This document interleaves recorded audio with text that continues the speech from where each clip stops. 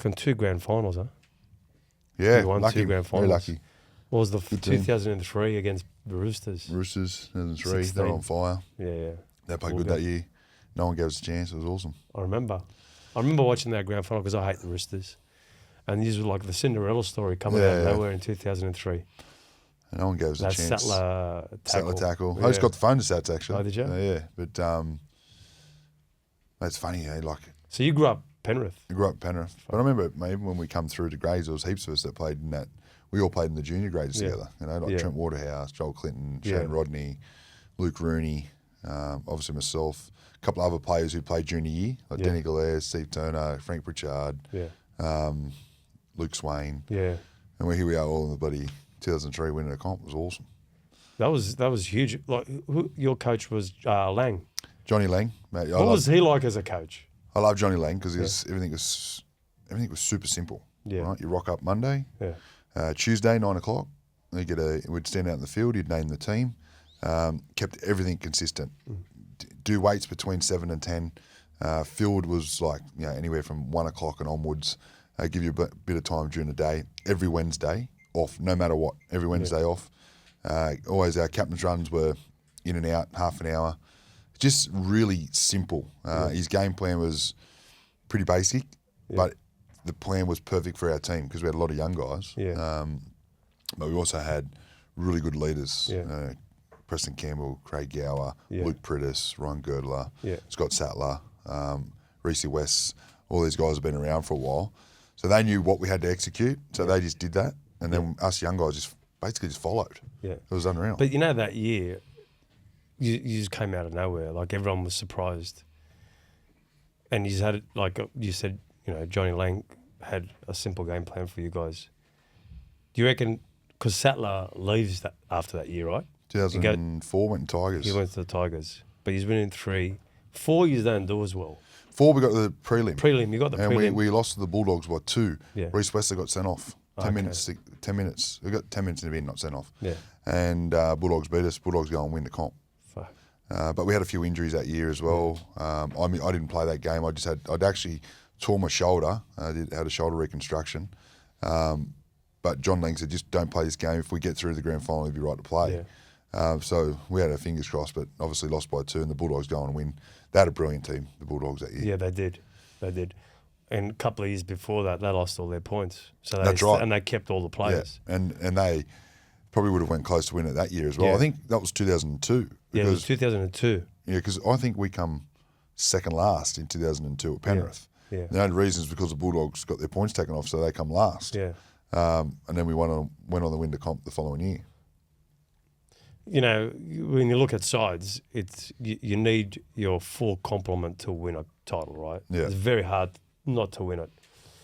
When you look at like the Panthers now, because I actually remember when, Phil Gould came in and said, "Hey, you guys are going." Yeah. There's a few of you guys. I was surprised with you actually. I go, well, fuck, why would I let Luke Lewis go? I go, Luke Lewis is a champion player.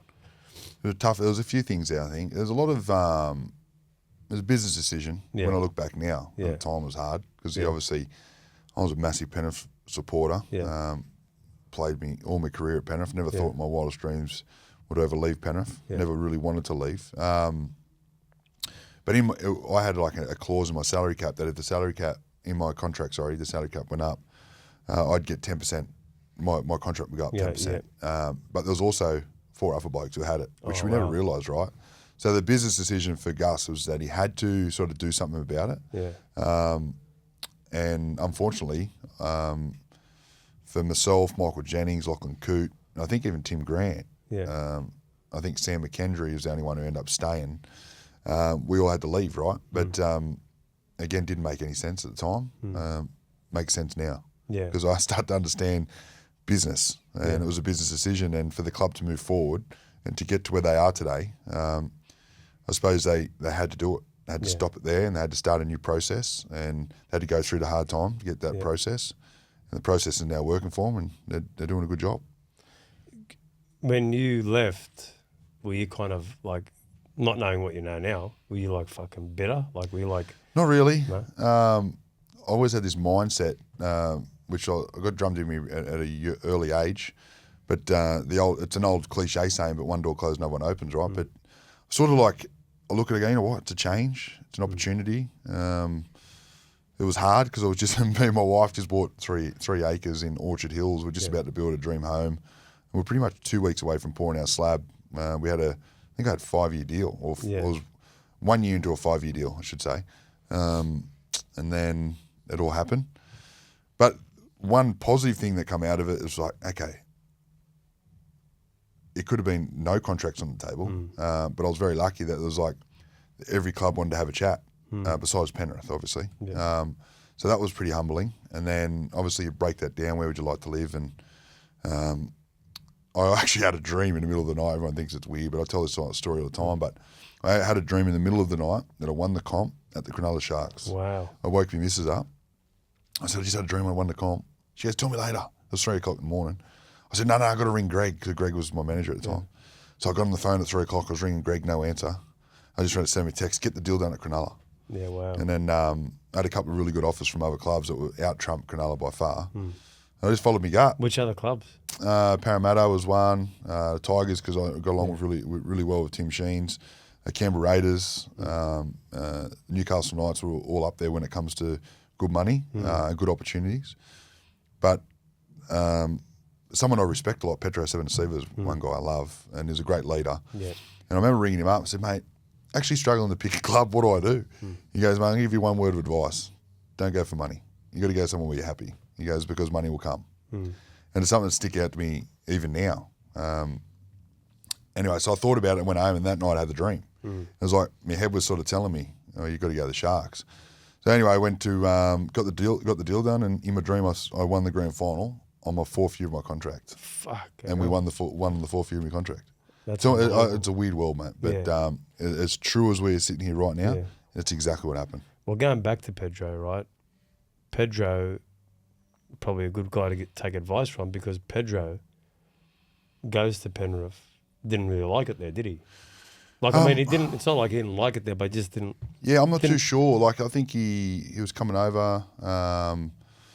He was a great leader. I'm not too sure if he didn't like it. If he didn't like it, he hit it very well. Yeah. But he was an amazing man. Mate. He big human. Yeah. He weighed about 110 kilos or something, just all muscle. Yeah. But he led everything. He led our fitness. He would never whinge. He'd never complain. He was always first in the gym, last out of the gym. He would always, get boys to, do things together. He'd always tee up, barbecue and drink nights and dress up parties and stuff like that. He was just an amazing human being, and a great dad. He had 4 kids, or three kids at the time, and his wife. They were just a beautiful family, and I think everyone just loved him. So he was awesome for us. I'm a big fan of Flano. He's at the Dragons. Yeah. What was he like? You had John Lang, but John Lang didn't last the whole. No, actually, so when I first started playing, Roy Simmons brought me in. Yep. Gave me my opportunity. That was in 2001. I played 3 games in first grade, which is the back end of the year. And then at the end of 2001, he got the sack. Yeah. John Lang come in 2002. I started to freak out, thinking, we're going to get a chance. We're going to get to play first grade. Am I going to be full time? What's the go? Me, Luke Rooney, would just always talk about it. And then Johnny Lang come in. Obviously kept us in the group. We had a massive pre-season, but he was really simple. And kept everything simple and did not change, did not deviate. The one message I got from John Lang, which I loved, was, I'm not talking to you, you're doing your job. Okay. So my goal was never to be spoken to by John Lang, because then I know that I'm doing my job and everything I have to do is there. Fucking like that. Yeah, which was good. Yeah. But I also put that my education down to Craig Gower. Yeah, okay. He would always say, Louis, be at the field at 7, and he'd do 100 crossfield bombs, attacking, 50 attacking, 50 defensively. Me and Luke Rooney would have a challenge against each other all the time. Try and balk and make them drop the ball, whatever. But and then we'd go into training. So understanding how to become a professional on and off the field was probably was Craig Gower. He was brilliant. Yeah. Another great leader. Yeah. So loved him, and then Johnny Lang moved on, and then I think Matty Elliott come over. Yeah.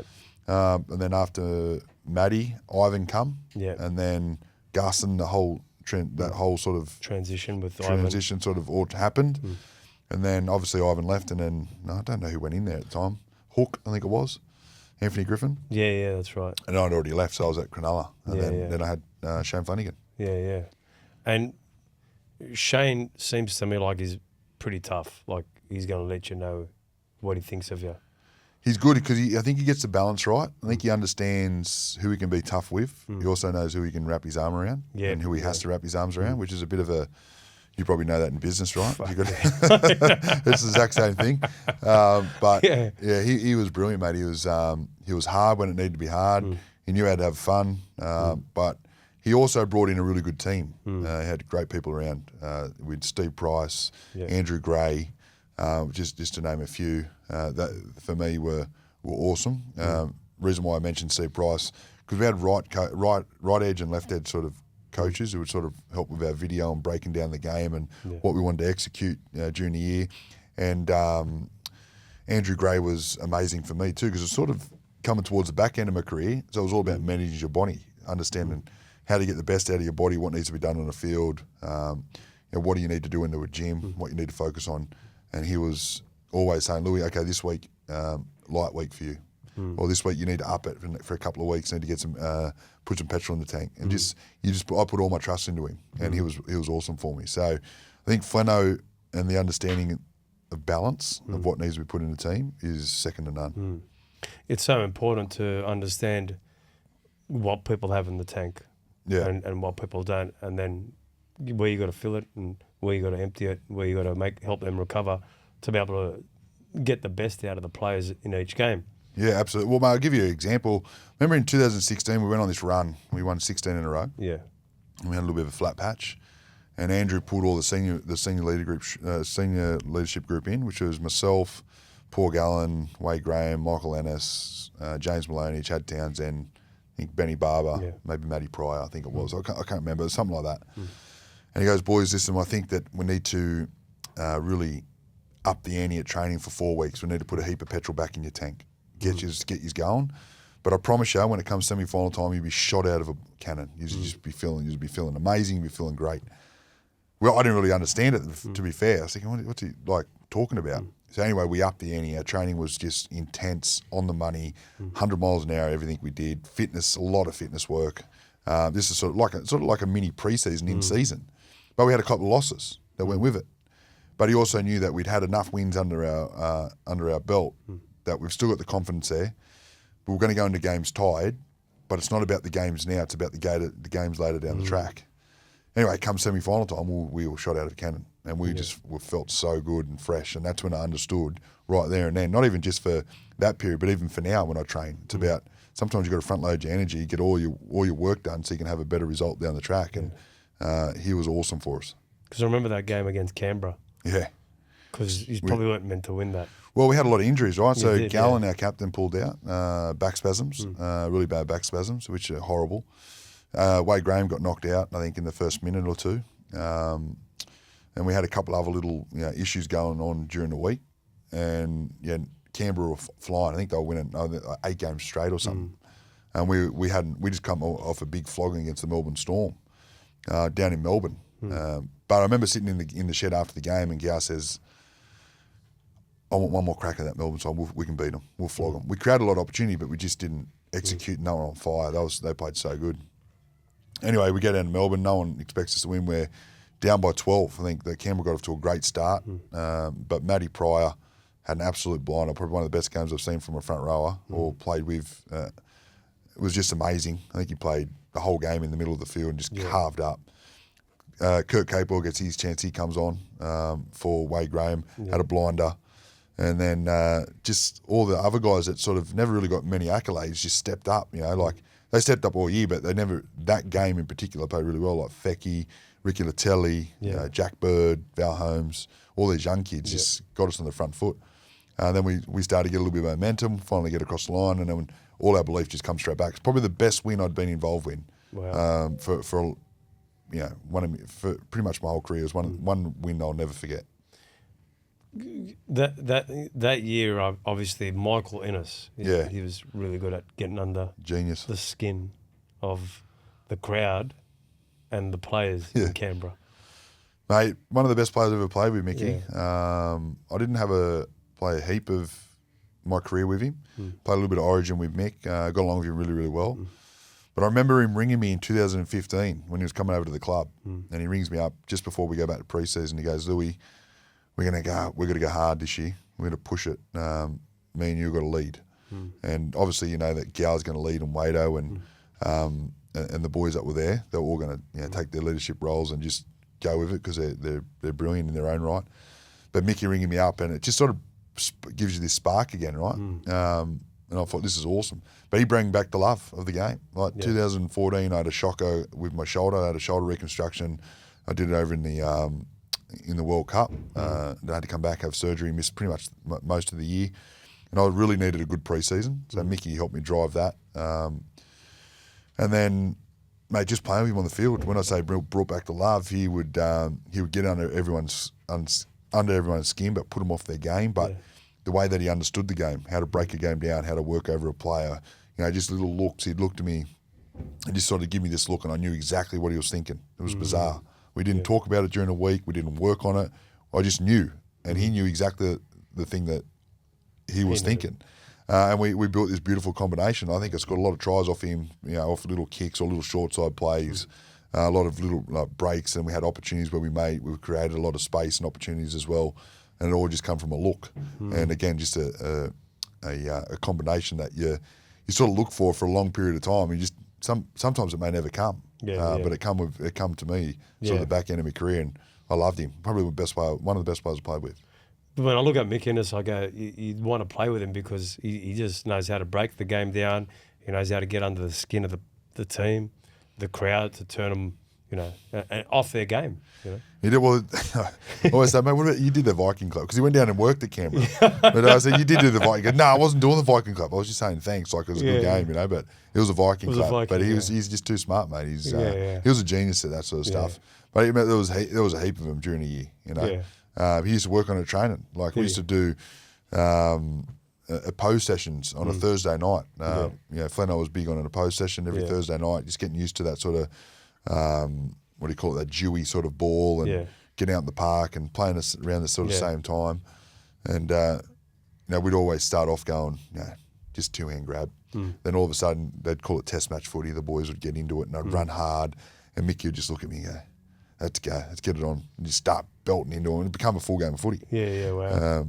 It was just like that, but he would niggle them, he'd get them on the ground, he'd rub his knuckle into their ribs, and mate, he was a genius. He'd get up and still want to go at him, and he'd walk the field, everything's sweet. But what's one thing I did love about 16 is that I think we trained harder against each other, so when it come out in the time to play on the field, it was easy.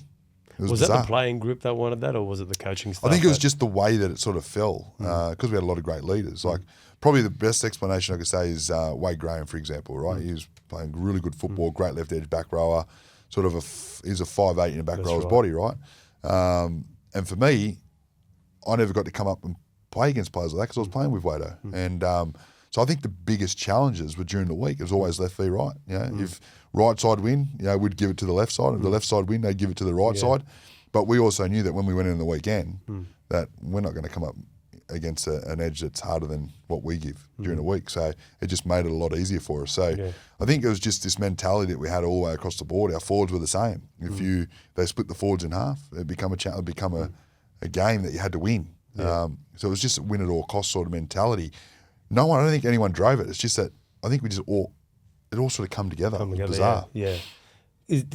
When you're training at that level, how hard is it to not hurt yourself? Because you see a lot of injuries occur during training. To be fair, I don't think we ever really experienced too many injuries at training. You just sort of knew how to sort of avoid the contact. Avoid that part of it. But you knew that you also, if it was in a game, you would have got yourself into that particular sort of position in the right way. You just sort of know, with time. It just comes with time. Everything comes with time and experience. And I think we just had a lot of experience and we had a lot of young guys who kept us on our toes and, were always mucking around. We kept it, lighthearted, but also knew how to work hard when it had to work hard. But then the experience sort of really kicked in and everyone just sort of picked up and just ran off each other. Yeah. rugby league's such a tough sport. It's such a brutal sport. I was talking to Hopper last week. I said, what's harder, boxing or rugby league? And I think I spoke to you about it. And he said boxing because you're on your own, but not necessarily the training side. But when you look at rugby league itself, you got your mates out there, fair enough. But it is brutal. Like, how many times throughout your career did you go, fuck, I'm busted, and you had to play? Like, how many times have you done that? Like, it's to be honest, in a boxing fight, you don't have to do it. Like, they probably do go busted. Yeah. But I don't think they go as busted as rugby league players. Well, boxing, like, I agree with Hopper, and I take my hat off to every person who gets in the ring, because the amount of work you got to do during the week, and it's not just about what you do at the training. At training, it's what you do away from training, your preparation, knowing you got no one behind you to help back you up when you're in a bit of trouble. The nerves I couldn't even imagine. But in rugby league, I think the only game you really take during the year where you're not sore is probably your first trial game.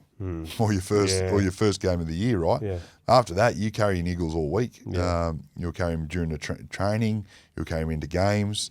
I reckon 95% of the players that you're watching run around in the 2024 right now, a lot of them are all playing with injuries that we wouldn't have a clue of. Yeah. Like groin injuries, knee, feet, fingers, elbows, shoulders, the amount of strapping and, like they're proper warriors. Yeah. And like I look back now, I go, I don't even know how we got through it. Yeah. And I couldn't imagine today. Like the game is lightning, lightning speed. There's the boys are getting bigger, they're getting fitter, they're getting stronger. It's ridiculous. But how the hell are people getting taller than that? Like, mate, it's unbelievable. But mate, I'll rock up to games and I look at this one, mate, this guy's huge. Yeah. Then you look at some of them and go, he's not that big. You get him out in the field, he's that strong, he's that well balanced. Yeah. Speed to burn. They're just getting better every year. Yeah. And obviously, when I was talking to Bob McCarthy, he was talking about Sattler. He said, we'd seen him and he had a cast on, and I said to him, there's no way you're playing this week, and cuts the cast off just before the game. Go get it redone after the weekend.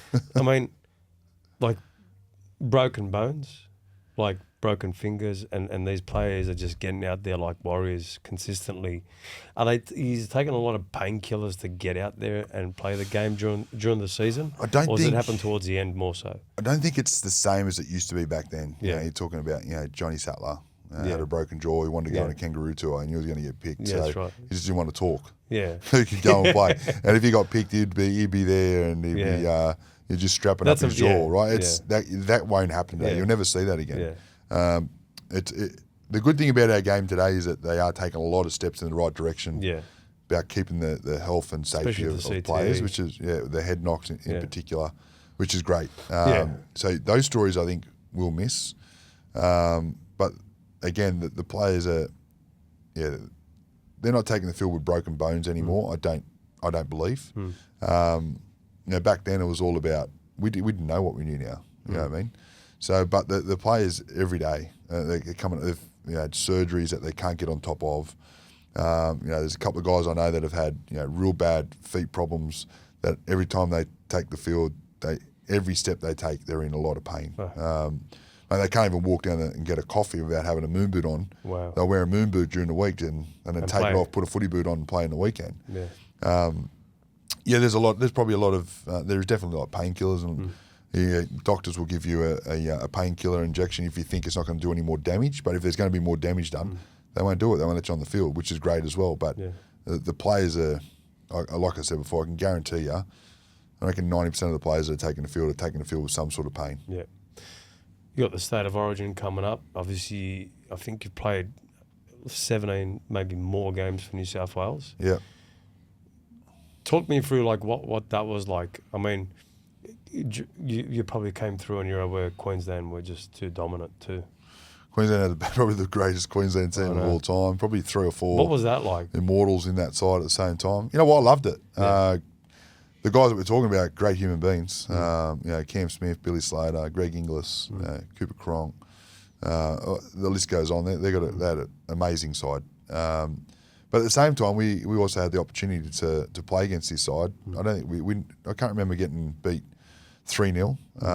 But I do, and we won. We always were in the games. There were some games where obviously you'd get blown off the park, but 2014 we beat them. And to be able to sit back and sort of say with the team that we had and what we did, and be able to beat the greatest team that I think Queensland's ever fielded, it's pretty cool, right? Yeah. And we had our backs against the wall, but we had to just keep turning up, had to keep fighting, had to keep going, and we got the job done against them. But they were just brilliant. They ticked every box, had everything. But Origin, it's a different beast, mate. It's the only time I ever want to play footy again since the day I've retired. Wow. You watch Origin. Oh, sorry, and I tell a lie. Grand final day. And you rock up grand final day and you see everyone walking in and just knowing that you'll never get that chance again. The greatest feeling in the world that you're running out there. Everything that you've worked hard for is on the line, right? But Origin, it's just a mental test. It's am I fit enough? Am I gonna continue to push when no one's expecting me to push? Do things that people aren't expecting me to do. Yeah.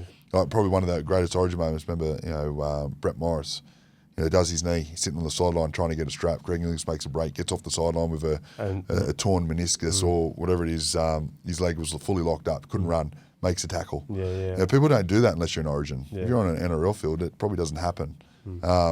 Origin's just a different beast. And it's a different type of player. I think it's a different type of player. You can't just be any player to play Origin. I think it takes different type of mindset to play Origin and be good at it. Paul Gallen that year, obviously, he's lost so many series. It's funny, during State of Origin, when Paul Gallen was the captain, you really knew that New South Wales really hated Queensland. That's right. I don't know if there's anyone in the team now where you know that. Maybe Jerome Luai. Yeah. Maybe he might, but there wasn't anyone like Paul Gallen, right? What was he like in the sheds? Gazza was good because Gazza doesn't care. Yeah. To be fair, which is one thing I love about Paul Gallen is he actually does not care what anyone thinks. Yeah. Which is awesome. It's a great trait to have. And when he came out and said, Queensland got two heads, and mate, he was all about building the game. Yeah. It wasn't a personal stab on people. He just knew that it would get a lot of attention, it would get a lot of traction, it would build what Origin's about, and he was happy to put his name on the line and do it. So it takes a certain kind of person to be able to do that, and he was always strong about it, and that's why I know why he was so good in the boxing world as well, right? Because he was happy to say and do things that people wouldn't really do, and I don't think he means like he would mean it in a real sense, but he means it when it comes time to building up hype, and you need that. You need some people to step up and build hype. Like we go on kangaroo tours and you'd have New South Wales, Queensland. The first week you sort of separate them, eventually you come together really well. But Nate Miles and Paul Gallen, have that fight on the field, which was probably the last fight we've seen in Origin, so which is horrible. But mate, they're two good mates, and they still get paid, good money now to go around and tell the story and how it all worked. But look, it was great for Origin, and when you look back now, the way that it was built up, it was great. All those crazy stories in the paper. That's what Origin's about. We don't see it anymore. Mate, that's one thing I miss is the Blues. Yeah. Like you're playing State of Origin, it's state against state. You can't. If you look at a local derby, fair enough, they hate each other. Yeah. But this has been built that way. I feel like I don't know if it's the I don't know what the word is, but I feel like there's too many little things that you can say now, and then it can get taken so blown out of the water. 100%. But you got to be careful what you say, right? Yeah. Because like even if it is just to build something, but if you say something wrong, you get first of all you get in trouble from the club, then you get in trouble from the NRL, then you get in trouble from everyone else, and you get absolutely crucified. When you're not trying to hurt anyone, you're actually just trying to build. You're trying to create interest and spark. But I don't think we'll see it anymore. I'd love to see someone like I love Jerome Law. I think he plays really well. He's got a little bit of I don't know what it is, something in him where he wears his heart on his sleeve, right? Yeah. But I'd love him to come out and say something, about Queensland to build that, hatred. But also on the flip side, you don't want to give him too much fuel. Yeah, too much ammunition, especially when we're one down. Yeah, 100%. They should be able to have a certain set of rules for State of Origin going. if you take it too far beyond, obviously, if you're throwing punches for nothing, yeah, fair enough. You're going to get sent off. Yeah, also I'd like them to do a contract between each other, just in Origin, and just say, well, if one throws a punch, we all throw. Everyone just goes in and throws a punch, and they get into it. Yeah, because they can't send everyone off. That's right. You can't send everyone off. So what are you going to do? Just leave? Oh well, what we're going to do? Just let everyone sit in the bench in the sheds for 10 minutes. You can't do it. Yeah. So I'd love to see that because you know what's funny, like. As much as no one condones fighting, I don't. I'm a lover, not a fighter. But I used to run home from school when I was at school. Yeah. Couldn't wait for Origin because all I ever wanted to do was watch State of Origin, play State of Origin. It's all you ever wanted to do as a kid. But the first thing you're waiting for is the fight. Yeah, 100%. Who's gonna fight? Who's gonna get? Well, it's just that's what you waited for. Yeah, 100%. And I think every person that I talk to. That sort of grew up in my era and before that, and even just a little bit after that, they all say the same thing. Yeah, but we don't cater for the majority. We cater for the 1%. Never stopped it in ice hockey, and they never will. Sometimes they take it off. Listen, I don't watch ice hockey. Yeah, but what's on my bucket list as a sporting event to go watch an ice hockey game. Why? I want to see that. Yeah, I want to see that little if they're going to fight, they're going to throw the gloves off. They fight first person on the ground. They're going to get a 2-minute penalty. Yeah, it's brilliant. Yeah. But most of the people that go and watch it, that's what they love. Yeah.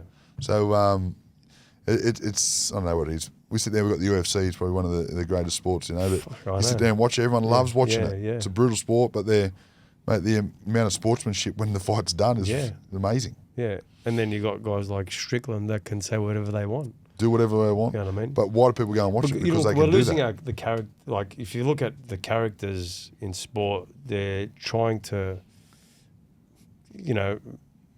be too harsh on them, I think, here in Australia. Yeah, yeah. Whereas the characters overseas, like you said, the Conor McGregors and the Stricklands and all that, they just let them become who they want to become. Yeah. They're not arseholes. They wouldn't go out there and just start a fight for nothing. They wouldn't do anything wrong. They're not criminals. But we all love it. We love it, yeah, 100%. I know. And that's why I think, like, when you look at sports here in this country, I think it's just becoming it hasn't got that fire that it once had that makes you want to go, fuck, I'm going to sit in front of the telly and watch this. Like, I can't miss this. If I miss it, I'm going to miss something. Yeah, you're not stressed. And I don't know when it's going to happen, but I've got to stay on it because I've got to watch this whole thing. Yeah, yeah. Because at the end of the day, it's like a story unfolding. Yeah. If you look at the whole week, the week and a half lead up, you're watching the newspaper. What's this guy saying? What's that guy saying? But I think it's different generations too, right? Because the 100%. Generations that we got to watch and what we expected, and then obviously the way that they've done it. And look, I understand what they're doing too. They're trying to clean it all up and wipe all that sort of stuff out because the new generation that coming through won't know any different. Yeah. So they won't see any of that or understand any of that. So they're getting close to that. So that's fine as well. But I understand where they're going. Yeah. But I can only talk from my experience, right? And my experience is that's what I loved. Yeah, yeah. But that doesn't mean it's right for everyone else. That's what they 100%. Might not like it, but I loved it. But look, if you talk to 100 people, 80% would say they like it. Yeah, yeah. I reckon you've been generous there. I reckon it'd be more. 99%. Yeah. Let's say 99. I was being generous. Yeah, yeah. But and if you're catering for that 99%, they're going to bring more viewers with them. Yeah, saying, mate, you got to watch this. You got to watch this. The majority brings more viewers to watch it. Yeah. And the sport has grown. It's getting faster. They're more athletic. There's more viewership time on all the different platforms. There's more podcasts like this. People like listening to Willie Mason because he just fucking says he's ruthless. He's just ruthless. Yeah, and he calls a spade, which is great. Yeah, and I'm good mates with Madge. I'm glad he's got Latrell on the side. Yep, he's a good man, Madge, and I love what he's about, and I love how he's trying to bring the passion back for the blue jersey. Yeah. To be fair, I was actually quite proud of New South Wales in game one. They did well. The scoreline wasn't where we wanted to be, obviously, but being one player down for 72 minutes. They defended. They did not, say poor me. They ripped in. They bashed. They got into Queensland. Some parts they were dominating there for a while. Yeah.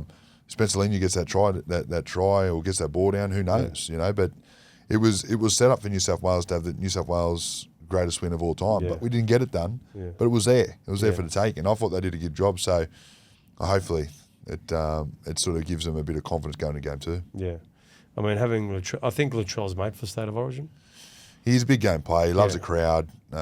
He's. Are you happy with the team? Good footballer. To be fair, I haven't even looked at it. Yeah. I know it got picked last night. I know there's been a few changes, but I haven't looked at it.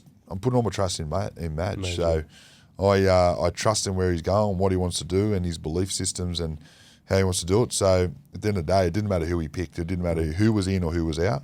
I'm going to back him no matter what. Yeah. So I think they can get the job done, and fingers crossed we do, because I'd hate to go to Queensland with no decider. So yeah. I think Look, we can do it. for that decider, for everyone to want to watch it and to really make it interesting, you want them to win in Melbourne. They have to win in Melbourne. Yeah. Well, it's a no-brainer. They have to Yeah. win, right? But Yeah. this is their biggest game, and I think if they can win in Melbourne, they can also get it done in Queensland. They got to do it the hard way, but it's again, it makes for a great storyline. Yeah. So you played. Obviously, you played for was it country? Yeah, played City Country. City Country. You played New South Wales. You played for Australia. You won 2 grand finals. What's getting picked for Australia like as opposed to all the other ones? Look, for me, there's no better feeling in the world than getting picked for your country. You're sitting in a room with the greatest players from New South Wales and Queensland and now in the NRL. And I'll never forget that my very first opportunity I got to put on the green and gold was over in France. It wasn't classed as a test match. It was just a warm-up game. But I look around, there's Robbie Kearns, there's Darren Lockyer, there's Petro Sevenasiva, there's Shane Webke. Thinking, wow, these guys are guys I looked up to. And here I am putting my socks on, I've got my shorts on, but I can never forget pulling my green and gold socks up, looking down. And then I just look around at those players that I just mentioned, and they're all putting their Australian jerseys on. And here I am about to go out and represent my country in a whole, on the other side of the world. No better feeling in the world. So, look, playing for New South Wales, absolutely amazing. I think it's one of the toughest arenas in the world, State of Origin. But playing for your country and getting to play with players like that, and then obviously, fast forward a few years, and then you're sitting in the same room with like Billy Slater, Cameron Smith, Greg Inglis, Cooper Cronk, and then obviously all your New South Wales teammates as well. It's the pinnacle, I believe. When it comes to, is the game harder? Absolutely, it's not harder than Origin, but being picked in that top 17 when you've got a mixture of Queensland and New South Wales, it's the best feeling. Yeah. When you were around those players, you obviously played with them as well. Did you see things in them where you go, mate, this guy's a freak? Which player, Mate, all of them. They all had their I don't know, their strengths and their quirks at training and what they'd do and how they'd apply themselves. But I remember one game I was playing down in Melbourne. Cooper Cronk was our halfback, and I was playing left edge back row. And I remember Cooper going, Louis, I want you inside half on play 4, coming back play 4. So what are you looking at? Like they've got like 6 outside posts. Anyway, but obviously he understands how Cam Smith and Billy play. They've set up the play over the right edge. They've pulled all the defenders over. Look up. There's only the 4 men's inside, which is their back row inside post. There's 3 outside posts. So it's sort of indication to come to us. Come straight over, bang, straight through. So again, this guy's a freak. Anyway, 10 minutes later, he does the exact same thing. Wow. You know what I mean? So it's like he was very, very good. He just understood the game. Just the combination between those 3 were brilliant. So to be involved and play out on the footy pitch and be in the same team as and sort of understand what they're doing and how they're breaking their team down defensively, amazing. Billy Slater decides not to have Selwyn Cobbo in there. Well, it was almost a masterstroke in this, the first State of Origin. Could you see like Billy's mind back then and how it used to work? Billy is a student, mate, of the game. He's probably the best I've seen when it comes to preparing for his own game, understanding how defensive teams work and how he's going to break them down, how he's going to get involved. At fullback, I remember sitting in a video room and he was looking at majority of the kicks. Where does he kick? They'll kick 90% this way. He does a couple of hooks back to the right. This is where they land, right? So he knew exactly where to position himself on the field. The way that he defended and how he could cover space in the backfield was mind-blowing. But it did not surprise me that when he came up with the plan to have Cobbo on there. I reckon he would have looked over the games, worked out how many injuries, how many head knocks. He sort of explains this as well. People go off all the time. How often have outside backs gone off in Origin? He would have done all this. And he's going, mate, I think it's a calculated risk to have someone like Selwyn Cobbo on the bench. Master move, right? he ends up bringing, obviously Walsh goes off, Cobbo comes on, Hamiso, who's probably one of the best fullbacks in the game, goes straight back to fullback and doesn't miss a beat. But that's not just by luck, and that's not chance. That's purely because he's a student of our game, understands the game, and the amount of work and research he would have put into that. It wasn't just a decision. Yeah. It's great when you can be around these types of people, especially now fast forward, you finish your rugby league career, and I could see that you're doing a lot of things. You're calling the rugby league. When I spoke to you last time, you were calling the Newcastle Canterbury game. You were driving up to Newcastle. From everything that you're saying to me right now, I could see how your mind works. Some of the great people that you've been around and what you've learned. How have you? Because transitions aren't easy. You finish your career off. You represent at the highest level. 1, 2 grand finals. Look, you've done fucking everything. Yeah. Right in rugby league that you could. Transitioning. How hard is it? You finish your career off. Like, what are the percentages of people that don't transition well? To be fair, I don't care if you're set up, if you're super successful, you're wealthy, transition's hard. Reason why is, well, and I'm going to talk purely just from my own sort of experience, is that set up, everything's fine, don't have any dramas to worry about, but purpose. My purpose when I played footy was all I ever wanted to do as a kid was play football. All I ever wanted to do is hang out with people who want to be better every day. Gives you an opportunity to be better every day.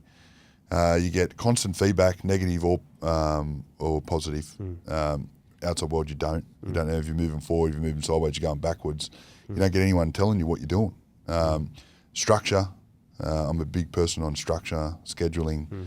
That all disappears. And then you go in the outside world and you think, yeah, I'll be right. I'll do this. I'm doing that, and I've got a job here, and I've got a bit of bits and pieces over here. But still, mentally, you start to question. You go, am I doing the right thing? Am I going down the right path?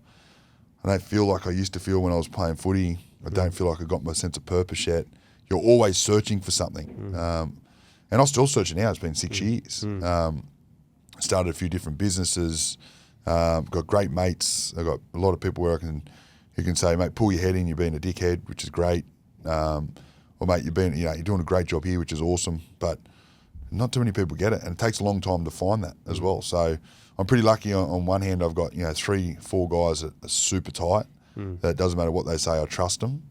And then, but again, still searching for it. It's hard. It's actually really hard to transition from not just rugby league, I think from any sport, because you're so caught up in plan A, and I'm a big believer you can't have a plan B. When you're in sport, I don't believe. Yeah. And I reckon there's a lot of people out there believe you can have a plan B, but I don't believe you can. My theory is that if you've got a plan A, you've got to apply yourself everything into that. So everyone just say, what are you going to do after footy? So I'm not too sure yet, but I still feel like I've got 3 years left of footy. So I had to apply myself to that. I had to make sure that I was doing everything I possibly could to make sure I continued to be able to play week in, week out, recover well, eat well, make sure I'm turning up to training, get my training done, ticking all those boxes. And that's how I treated it. So I found like a plan B was going to be, if I started a plan B, then all those other little things start to fall behind, So it was hard. But I was lucky that one thing I did take out of sport is that you get a lot of great connections. You build a lot of great relationships over the time. And if you can sort of slowly start to bank those relationships in some way or another, if it's just holding on to someone that you can educate yourself off, or someone who's been in business, who's learnt different ways, that's what I found that's helped me a lot. Is there's a lot of guys that have been successful in their own right in business that you can sit down and have a coffee with, and they just point you in the right direction, just bits and pieces here, but you still got to go learn for yourself. But one thing I hate is not having feedback. Feedback for me was everything. Mate, you missed a tackle here, you're terrible on your right shoulder, you need to work this. You're doing a really good job here, continue to do this, but work a bit harder on X, Y, Z. But positive and negative feedback's huge. And I don't see it in business either. I don't see people come in and say, Louis, you're doing a great job here, but mate, I need you to work a little bit harder on this point, because if we can execute this, it will take our game through the roof. You got to work it out. It is that, like we were talking about, your passion about owning, having your own gym. I love gym, right? So, that's one thing that I'm lucky about too, is when I retired, I thought I'm gonna have a good 3-4 months off here. Just have a really good break. Give my body a proper break. 2 weeks in, I'm going stir crazy. Yeah. Nuts. But I found this really good gym that I got to go down and do. Get back into a cardio. And there was a couple of old boys that was training there, so we sort of had this we sort of had boys who retired, but we're still doing fitness and getting dark and getting sweaty together. And we'd have, half an hour after that, we'd sit down and have a coffee and just talk crap and have a laugh, And that was awesome. So that was pretty good. And that's something I've kept forever. I train every day. And my non-negotiable for me to make sure that I stay sane is that between 6 and 8, I'm not doing anything. Yeah. That's my time to train. So I still train every day, which I love. But I think if I didn't have training, I would have fallen off the rails. It's the foundation, really. It's the foundation of whatever you want to do. Yeah. Because I think it's so important that your health and how you train is at the forefront, because if it's at the forefront, everything else will stem off that. I mean, it's funny because I was looking at this post yesterday, and there's a guy, I don't really follow him, but I've been to Gold's Gym, and the guy committed suicide. He's 36 years old, tank, been in movies and all that kind of stuff, and he was training with Mike O'Hearn, who was one of the strongest guys. Yeah. And then, it's funny, I go, fuck, let me look at this, because, and I'll talk about this towards the end of this. One of our members, Hilton, died yesterday. Unbelievable member, and I'll tell you about this guy. It was just an amazing human being. He was always worried about other people. And I got a message at 4 a.m, Hilton's passed away. It's horrible. And first thing I woke up and I go, fuck, I told my niece she was breaking down herself. My wife goes, fuck, it was one of the nicest guys ever, had a heart attack. It's funny because Matty Madden, who's a good mate, he's with Command 98 that cleans the gym. He was one that messaged me. But he's also with Terry Hill when Terry Hill passed away in the Philippines. So he's copped that in the last month, and Hilton had lived with Matty Madden. But why I'm going to this is, fitness is unbelievable, and you got to have it. So you got to have that as your foundation, but you got to have some other purpose. Yeah. Right. And I've seen this because this gentleman that was jacked, when I looked at his story, his dad left him when he was 2. Left him, but he can still remember his dad. Yeah. And one of the guys that was reporting on it said he never stopped talking about his dad, even though he's 36. Doesn't remember, know his dad, but that's the only thing he can remember. And it kind of went in there the mum's been married, 5 times, in and out. And, he turned to, he apparently was on amphetamines and drugs in his 20s. And, I was having a good chat to one of my mates the other day. It's so hard because, and I do help, there's a lot of people that do my challenges that have been through a lot. And I'm not saying that I was a saint and I didn't drink alcohol and party and all that kind of stuff, so I'm not saying that people don't do that. But what I am saying is, one of my good mates said to me, a couple of days ago, we're having a good chat about this, because a lot of people are doing it tough. He goes, Mets, nothing good comes after 8:30 p.m. at night. No. He goes, nothing. And so, when we're looking at mental health, when we're looking at transitions, when we're looking at all these things, I look at all these different markers of what people have been through. And what I mean by that is, some people don't have families. No. Some people have had, abusive families growing up. There's so many different variables that people have: marriage breakups, alcohol, drugs, and I was asked the question, how do I stay on top of all of that, owning a gym like this? I go, man, I just keep everything simple. Going back to what, John Lang said, I keep everything simple. I go to bed early. I come to the gym early. I help a lot of people with what we do here. But I also ask myself, what kind of a leader do I want to be? My kids, I mean, they call me boring now. They never say, I fucking partied when I was in my 20s, but they wouldn't have called me boring then. But, if I don't live a simple life, right, which might be boring, training, having a laugh, giving it to your mates, I find that fun. If I don't have that with what I see happening out there, there's a lot more people struggling than not. And that's why training's your foundation, and then find this purpose. Like you said before, fuck, I want to own my own gym. You're still going to train. And you still have that time there. But then you go, okay, if I've trained, I can now help and Others coach train, yeah. every single person within that business. Well, I like the idea of having a gym.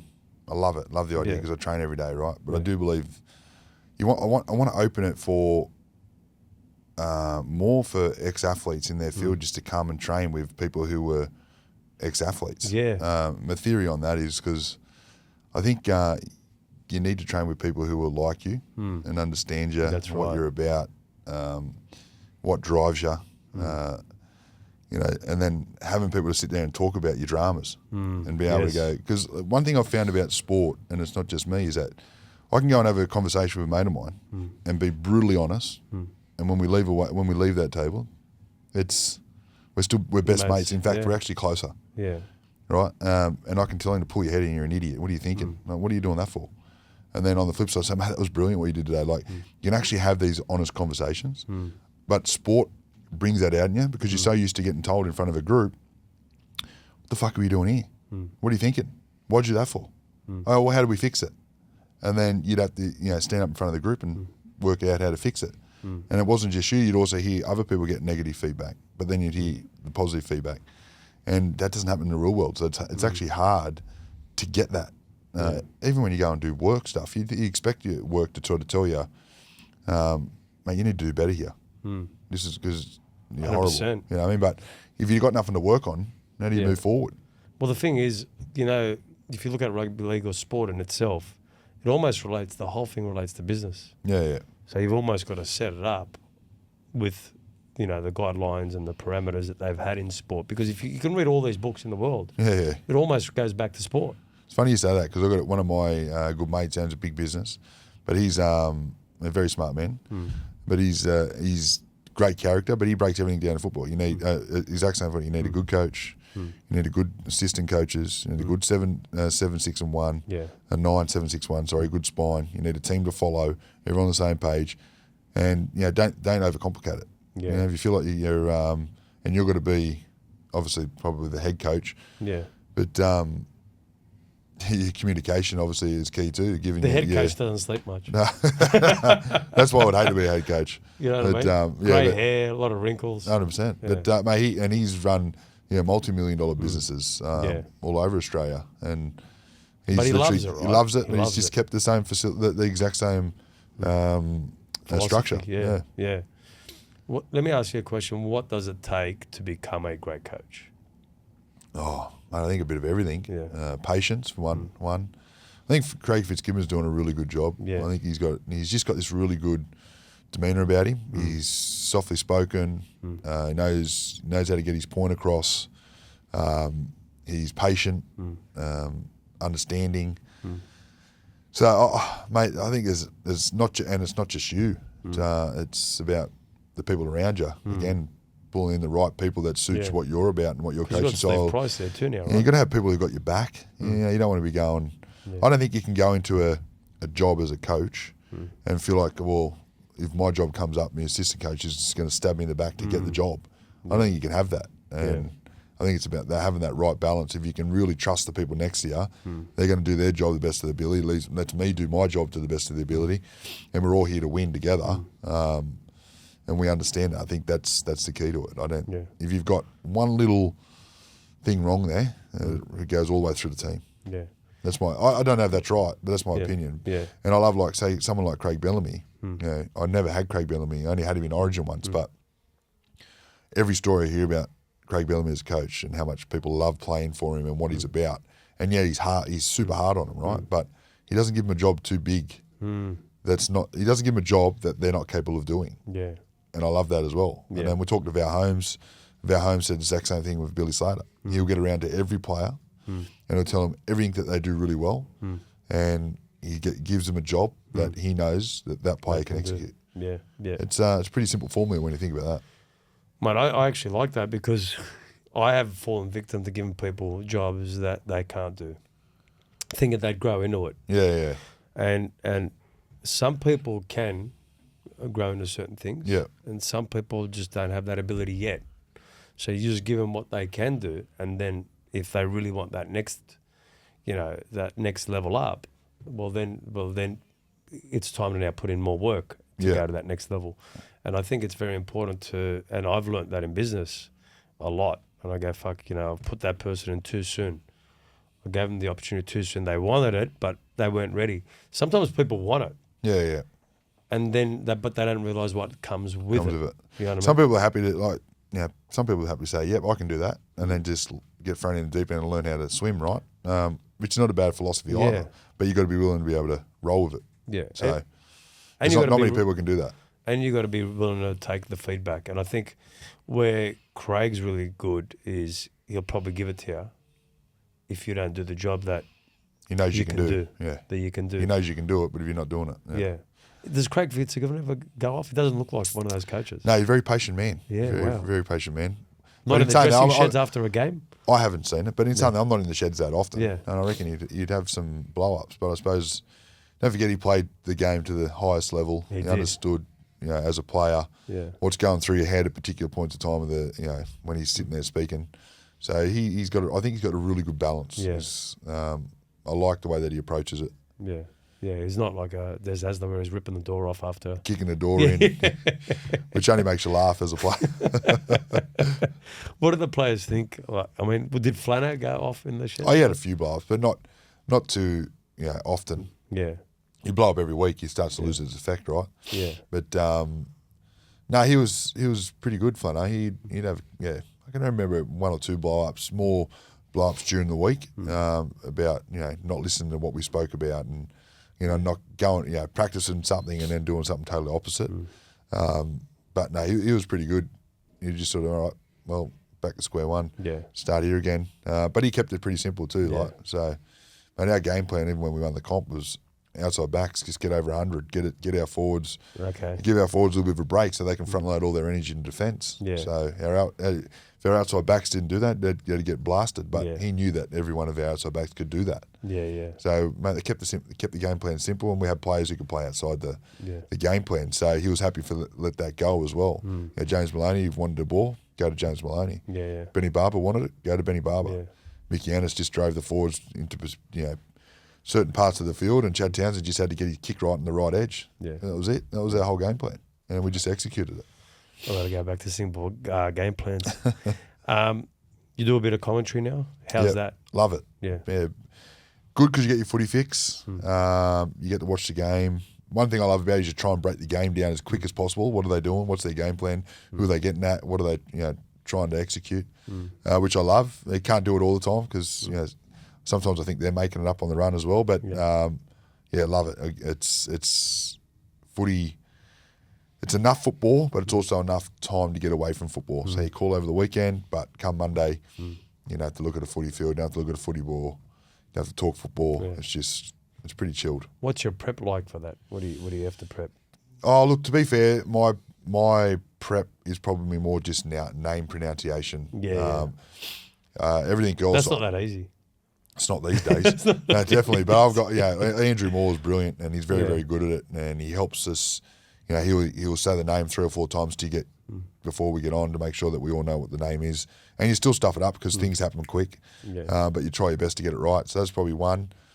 Probably the hardest thing prep wise. I just need to get that right. But I don't like preparing too much when it comes to the game because I like to try and work out the game when it's playing. I like to sort of what are they doing? Who are they getting at? What's their movements looking like? What are they focusing on? Stuff like that. That's sort of how I like to break the game down, and it works for me. But there's other guys that will have every little stat under the sun, which is great too. It's also awesome to know, but I don't like getting caught up too much because I think I probably confuse myself. Because I've always been sort of a person who just keeps everything simple. Keep it simple, works. Yeah, and obviously you are doing things that are helping rugby league players that have retired find their feet after rugby league as well. Yeah, so we're doing a couple of things actually, but what I found with in sport, again, just going off my story, and then obviously sitting with a couple of other people and they said the same story, is that they got promised the world but got delivered an atlas basically. So my theory is that instead of promising the world, let's try and come up with a promise and deliver on that promise when it comes to executing. So they can worry about what's important to them, which is number one, their sport. And then number two, their finances. And number three, not having to stress when they retire. So our goal is we've started a company called Unite Group, which is basically sort of a one-stop shop for everything. But we do, we've got accountancy, we've got financial planning, we've got lending, we've got anything you can think of, specialised lending, basically all under one shop. And then our goal is to get players in, set them up financially, get them sort of a game plan away from the footy field so they don't have to worry about it. And then as long as they can execute the game plan that we've come up with, when they retire, they should be fine. They shouldn't have to stress about money going from $600,000-$700,000 to 50 or 100 grand. Hopefully we can get their money sort of working for them now, building, so that when they do come off, they might only go from 600 to 350 or something like that. So it's not a massive drop, and it's still livable, and they can still have a good life and not stress as much. That's the goal. Who came up with that? Did you come up with that? Me and one of my best mates, Jeremy Lattimore, we were sitting down and we thought about becoming a player manager to start. Thought, maybe don't become a player manager. Let's just maybe help player managers out if they haven't got the access to any of that sort of stuff. Plus, then we can also jump on the phone and talk to the players because we understand where they've been. They go through ups, downs, injuries, losses, wins, bad times, good times, getting dropped, all that sort of stuff. But then being able to sort of be there as a bit of a mentor, sort of talk to them if they want to talk. Not everyone wants to talk. But on the flip side of that is being able to sort of set them up and put them in the right place with outside of rugby league, which is their money, right? But we're doing some couple of really good things at the moment. We've built 4 backpackers resorts now. We're looking for our 5th one, which is really good. We build units, mostly in Cronulla. Sets of units anywhere from sort of 18 up and up. We do a lot of different in investing as well. But the good thing is you can touch, feel, see. You can go there. You're a part of it, which is awesome. And they give great returns as well. So you've sort of become a bit of a developer without being a developer. You're obviously you're an investor, but you know that you're a part of that group and the boys that are getting involved with it. It's really good. Yeah, well, that's cool. And do you have to source out the rugby league managers that you want to deal with? Because it's hard. Is that hard? You approach rugby managers, which is a great way to do it because we want to help them out. Yeah. But a couple of the managers that we've have spoken to, I think they get a bit worried that we're maybe going to try and take the players or something. But we're not there to take players. We don't really, we're not stressed about that. We just want to help make sure that the players get given the best opportunity to move forward and give them an opportunity to make money on the outside of what they're doing and to continue to grow their wealth. So again, it's not about when they get to the end, they've got nothing else when everyone just forgets you. Yeah. It's they get to the end and they've got their money working. It's giving them a passive income, year on year. Obviously, how long have you been doing that business for? Well, we started probably, I reckon, 2 years ago, but we sort of just did a restructure at the moment, the business, which is great. We've done a name change and we're just setting it up a little bit different because it sort of happened really quick. And when you start to realise it happened really quick, you didn't just get the little fine parts that you need to get right. So we've stripped it right back, set it all up properly with a different structure, and it's moving forward brilliantly now. Like I said, we've got our backpackers resorts are going really well. Our lending arm is amazing. We're getting great rates, rates that no one else can get at the moment, which is really good. We've got a great team. We've built a really good team. We're doing brand building also for athletes. So, for example, you wanted to align yourself with a fishing brand. I just make up one. So we'd work on your social media and your brand story. So we might get you fishing, boating, and camping. Work on your social footprint. So eventually, in 3 months' time or 6 months' time, we can go to a business like, say, Anaconda, for example, and say, mate, we've got a really good guy. He's into all this sort of stuff. This is what he's doing. This is what his socials looks like. Would you be interested if we start getting them sponsors and stuff like that? So we're working on all those sort of things as well. We also build, we're doing some fan merch for different athletes as well, which has been great. bit of fun. Yeah. But yeah, sort of one-stop shop, and we just keep branching off, little bolt-ons here and there to make sure that whatever they come in with an idea, we can execute that for them. Yeah. Fuck, mate, it sounds pretty good. It's been I feel fun. like, It's been fun. putting but the boots back on and come come through. and see us. Yeah. That'd be nice. But it is. It's good. But again, we get, we've had some players that have come in and ask some questions. I think, you know what, we don't have an answer for that, but we'll get it to you. Yeah. Within the next week or two, we've got the answer, and we're starting to slowly, go down that avenue as well, because we know players and athletes are going to need it. Yeah. Not just rugby league players either. It's every different athlete in every different category. Yeah. Fuck, mate.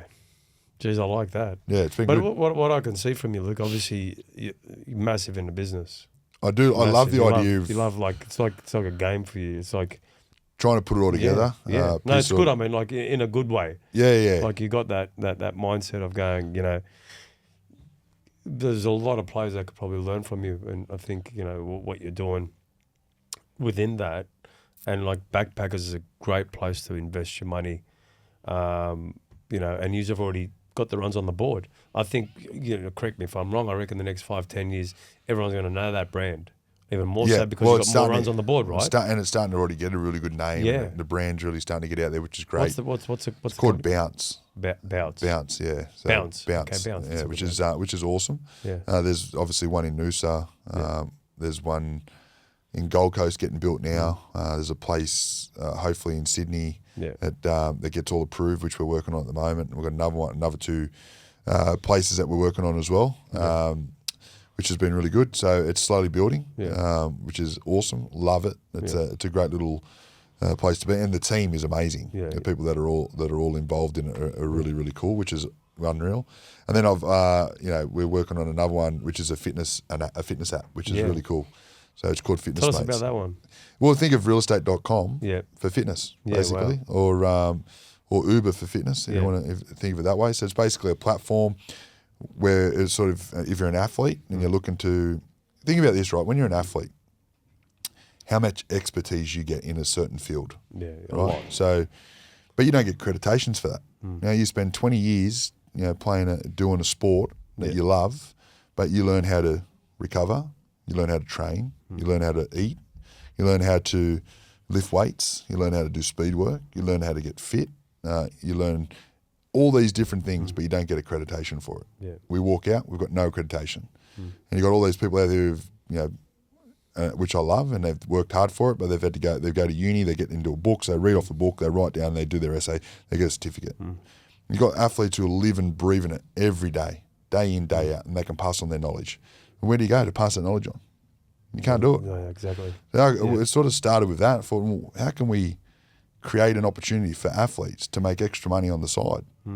So Fitness Mates was sort of established, and then that was sort of an area where if you're an athlete and you're looking to make some extra cash, you want to go and do a fitness session. Let's do a Luke Law's pre-season, whatever. Just make this up on the run. 6-week pre-season, get ready for 2025 NRL pre-season coming up. So you can go up, put it on, 10 people, cap it at 10 people, or whatever you want. And I just say I'll charge $100. And I'm going to do 3 hours 3 times a week. Well, that's $3,000. Yeah. There's an extra $3,000 a week. You work that out. You do that every week. It's $150,000 a year. Yeah.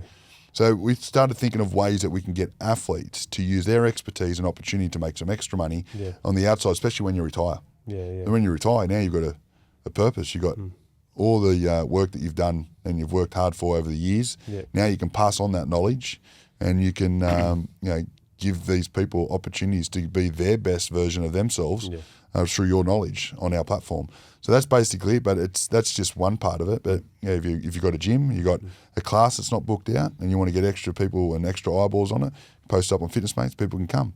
If you're at home and you got 5 bikes sitting in the garage and you like going for your bike rides, but you want to make a bit of extra cash, post up on Fitness Mates, going for a bike ride Saturday morning, 7 o'clock, meet here, make an extra bit of cash. So it's basically, realestate.com. Anything you think of in the fitness industry, go on to Fitness Mates, it will be there. You want to go for a hike, paddle, anything you can think of, you can put it up. Yeah. And when's that coming out? Fingers crossed, would like hopefully August. There's obviously bits and pieces that we still need to get done. There's obviously back end and stuff that we need to, there's all bits and pieces yet to iron out. Hopefully on the App Store soon. Yeah. And then we won't let anyone know that it's on the App Store when it is. Hopefully you get friends, family just to use it to iron out some bugs here and there. And then when that's sort of finalised and done, we can then pull the trigger and go hard on it. Fuck, I like that idea. So you could almost pick, you got a player that's just retired, say Greg Inglis. Yep. And all these young guys go, fuck, I want to see what that pre-season was like, how it was for him. And he can make extra cash. He can make extra cash. Yeah, if you've got an academy and someone's got an academy out there and they're not getting them as much league, put your academy out. People will see it. And you can think literally anything you can think of in the health and fitness space, mate. Even mental health, lifestyle activities. And you want to go for a walk. And you're looking for a walking group. Create your own walking group. Yeah. You're 60 years old and you don't know where to start. And you can't find anyone. Jump on Fitness Mates. Go and looking for people to go for a walk. Capping it at 5 people. Going to go for a walk in Cronulla. $5, which will pay for our coffee. Post it up. Next thing you know, you're meeting here. You got 5 new people that you never met before who all want to get into a bit of a walking group. And all of a sudden, you've got a little group now. You can go walk and have a coffee at the age of 60. You can do it at any age. Anything you can think of. It's fucking fantastic. It's available to you. I remember you were talking about it to me when you couldn't tell me everything because you weren't ready, I think. There was still bits and pieces moving. I really like it.